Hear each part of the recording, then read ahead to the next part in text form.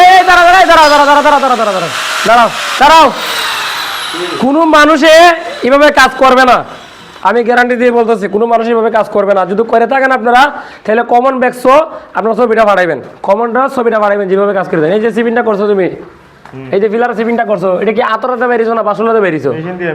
Machine দিয়ে সিপিং করছো না? আর মেশিন দিয়ে সিপিং করলে যদি আতরাতে এর মধ্যে বাইরেতাম তাইলে কি হইল না, মানে বিল্ডিং এর একটা জাতিং করলো কলমের একটা এফেক্ট তৈরি হইল না। যে জায়গার মাঝে ইঞ্জিনিয়াররা বিল্ডিং এর কলমের মাঝে আঘাত করতে দেয় না, এই যেমন ধরো আমার এখানে দরজা হইব, দরজার মাঝে এখানে গাঁথনি দিয়ে দিছে, এই গাঁথনিটা দেওয়ার কারণ কি তা যাতে আমার কলমের মাঝে যাতে আঘাত না করা হয়। সেক্ষেত্রের মাঝে এখানের মাঝে আমরা ফিলারের মাঝে আঘাত এক তিল পরিমাণ আঘাত করছি আমরা, শুধু আমরা মেশিন দিয়ে সিপিং করে দিয়েছি।